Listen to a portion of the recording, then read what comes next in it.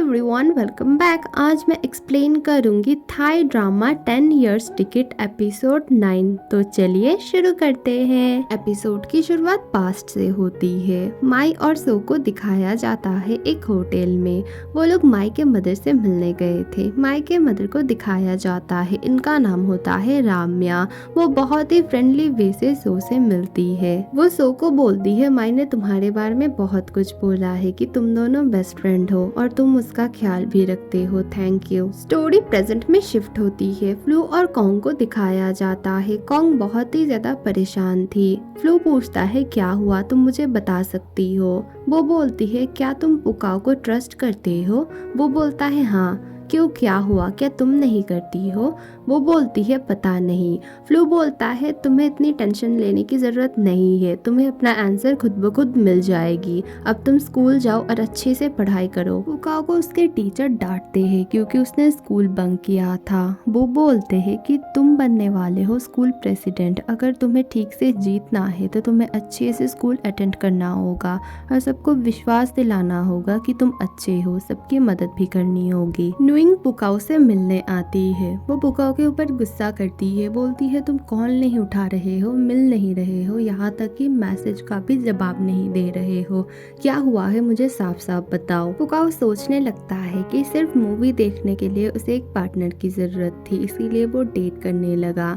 लेकिन नुइंग से वो प्यार नहीं करता है। वो उसे सॉरी बोलता है और ब्रेकअप कर लेता है। पुकाओ क्लास में बैठा हुआ था। पीछे से चार्ली आता है। चार्ली उसका क्लासमेट है। चार्ली, पुकाओ और लुक्सो बहुत अच्छे दोस्त थे। चार्ली को देख के कोई समझ ही नहीं पाएगा वो असल में कैसा है। स्कूल में उसकी एक गुड बॉय इमेज है और वो पढ़ाई में बहुत ही ज्यादा तेज है। वो हमेशा लुक्सो और पुकाओ की मदद करता है पढ़ाई में। चार्ली के घर के सामने फ्लू और सो आए थे। सो बोलने लगता है चार्ली जब बहुत छोटा था उसके फादर ये सब काम करते थे, लेकिन एक दिन इंस्पेक्टर चैंप ने उन्हें गायब करवा दिया।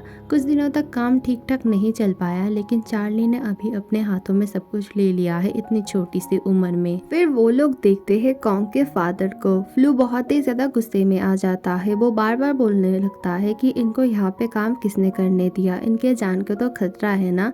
सो बोलता है हम जैसे तैसे करके इनको निकाल लेंगे बहुत जल्द ही। चार्ली पुकाओ के सामने बहुत ही फ्रेंडली बिहेव करता है, लेकिन उसके जाने के बाद ही उसका असली चेहरा सामने आ जाता है। टिफिन पीरियड में कॉन्ग अकेली बैठी हुई थी। पुकाओ उसे चुपके से देख रहा था। वो पुकाओ को बोलती है क्या तुम मुझसे मिलने आए हो। वो बोलता है हाँ। फिर पुकाओ आता है और उसे एक ट्रीट देता है। वो सोचती है उस दिन बस में उसने जो दिया था वही वो लौटा रहा है। वो बोलती है इसे तुम फेंक दो, लौटाने की ज़रूरत नहीं है। पुकाओ बोलता है मैंने तो उसे तभी खा लिया था, ये तुम्हारे लिए है। फिर वो जाने लगता है। फिर वो पूछती है क्या तुम मेरे साथ लंच शेयर करोगे। पुकाओ मान जाता है और दोनों खाना खाते हुए बहुत सारी बातें करते हैं और अच्छा टाइम स्पेंड करते हैं। कॉन्ग की मदर बहुत ही गुस्से में पुकाओ के घर आती है और पुकाओ के मॉम को बहुत ही बुरा भला बोलती है। वो बोलती है तुम्हारा बेटा मेरी बेटी को लेके पता नहीं कहाँ चला गया स्कूल बंक करके, उसे तुम संभाल लो, अगली बार से मेरे बेटी के पास भी मत आए। वो पुकाओ के मॉम को बहुत ही ज्यादा गुस्सा आता है। वो प्रीवियस लव बुक को निकालती है और वहाँ पे माई ने लिखा हुआ था कि वो लक से प्यार करता है।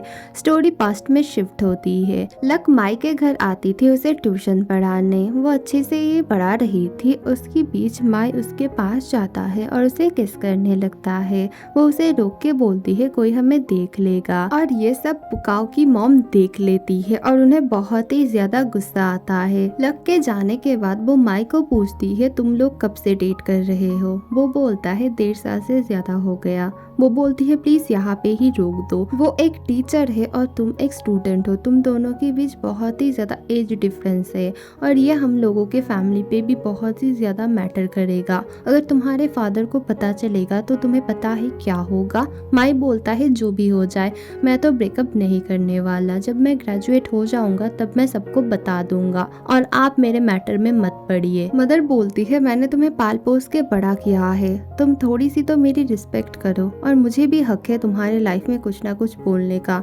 वो बोलता है नहीं, आप मेरी मॉम नहीं हो और मॉम बनने की कोशिश भी मत करना।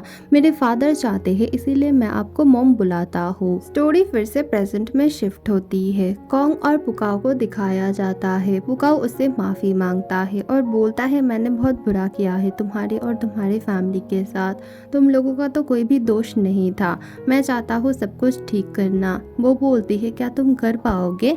पुकाओ बोलता है हाँ, अगर तुम मेरा साथ दोगी तो। मैं थक चुका हूँ सबको नफरत कर करके, अब मुझे एक न्यू स्टार्ट करना है, न्यू जर्नी। मुझे भी अब न्यू बनना होगा जो किसी से भी नफरत नहीं करता है। स्टूडेंट और टीचर्स की एक मीटिंग चल रही थी। पुकाओ से क्वेश्चन किया जाता है स्कूल्स में जो क्राइम होती है उस बारे में उसका क्या कहना है, और ये क्वेश्चन जानबूझ के किया जाता है ताकि पुकाओ घबरा के कुछ ना बोल पाए। सारे टीचर बहुत ही ज्यादा घबरा जाते हैं। वहाँ पे कॉन्ग आती है। कॉन्ग को देखते हुए वो अच्छे से हैंडल करता है उस क्वेश्चन को। वो बोलता है क्राइम हर जगह होती है, स्कूल या फिर बाहर, लेकिन हमें इसे रोकना होगा। हम शायद रोक नहीं पाएंगे लेकिन हमें खुद को रोकना होगा ताकि हम कोई भी क्राइम ना कर पाए। सब लोगों को उसका आंसर बहुत ही अच्छा लगता है। चार्ली को ये सब अच्छा नहीं लग रहा था। वो नोटिस करता है पुकाओ बार बार कॉन्ग की तरफ देख रहा है। वो पुकाओ की झूठी तारीफ करता है। पुकाओ के जाने के बाद वो अपना चश्मा खोल के बैठता है और उससे फ्लू और सो मिलने आए थे। माई की मदर यानी कि राम्या आई थी कॉन्ग के घर के सामने। कॉन्ग आती है और वो बोलती है क्या तुम कॉन्ग हो? तुम तो बहुत बड़ी हो गई हो। तभी कॉन्ग की मदर आती है और कॉन्ग को अंदर भेजती है और बोलती है तुम्हारी हिम्मत कैसे हुई तुम यहाँ पर आई हो, और तुम्हारी हिम्मत कैसे हुई तुम मेरे बेटी से बात कर रही थी। कॉन्ग चुपके से सब कुछ सुन रही थी। राम्या कॉन्ग की मदर को धमकाती है, बोलती है तुम्हारी हिम्मत कैसे हुई, तुमने मुझे पैसे नहीं भेजे 3 महीने तक, तुम्हें पता है ना तुम्हारी बेटी ने मेरे बेटे का खून किया है, मैं तुम लोगों का क्या हश्र कर सकती हूँ। वो बोलती है मैं जल्दी ही पैसे भेज दूंगी, मेरे पास अभी पैसे नहीं है। फिर भी वो बोलती है नहीं मुझे अभी पैसे चाहिए, नहीं तो मैं तुम्हारे छोटे बेटी को सब कुछ बता दूंगी। फिर वो पैसे छीनने लगती है और कॉन्ग के मदर को जितना भी पैसा उनके पास था सब कुछ देना पड़ता है। कॉन्ग अपने मॉम से पूछते हैं ये कौन है, क्या ये माइक की मदर है और इन्हें आपने पैसे क्यों दिए? वो बोलती है सुनो तुम अभी छोटी हो, बड़ों के बीच में मत पड़ो। कॉन्ग बोलती है हम छोटों को तो आप लोगों के बीच में पड़ना ही पड़ेगा क्योंकि आप लोगों की वजह से हम पे कितना प्रेशर पड़ता है आपको पता भी नहीं है। वो बोलती है तुम चुप हो जाओ, क्या तुम्हें पुकाओ ने ये सब सिखाया है और कभी भी उसके साथ मत जाना, क्या तुम भूल गई हो?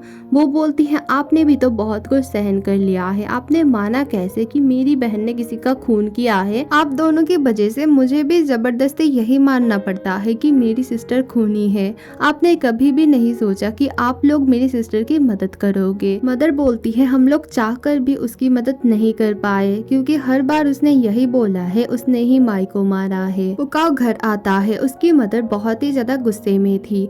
वो बोलती है तुम कहाँ गए थे कॉन्ग के साथ, कभी भी तुम उससे नहीं मिलना। वो बोलता है नहीं मैं मिलूंगा। फिर वो पूछती है क्या तुम उससे प्यार करने लगे हो? वो बोलता है हाँ। वो बोलती है वाह तुम भी अपने भाई पे गए हो, तुमने देखा था ना तुम्हारे भाई के साथ क्या हुआ है, क्या तुम चाहते हो तुम्हारे साथ भी वही हो? पुकाओ बोलता है इसका मतलब आपको पता था माई और लग डेट कर रहे थे और आपने उसे भी ऐसे ही धमकाया था, आपको एक बार भी ये नहीं लगा कि उन दोनों की आप मदद करोगी? वो बोलती है चुप हो जाओ, हाँ मैं ही बुरी हूँ, माई को भी लगता था कि मैं एक बुरी मॉम हूँ और तुम्हें भी यही लगता है और तुम लोग मेरी बात नहीं मानोगे, माई ने भी नहीं सुना था। पुकाओ बोलता है लक अच्छी है, वो अभी भी माई से प्यार करती है। वो बोलती है क्या तुम लक से मिले हो? वो बोलता है हाँ। वो बोलती है तुम्हारी हिम्मत कैसे हुई और तुमने उसे माफ कर दिया जिसने तुम्हारे भाई को मार डाला?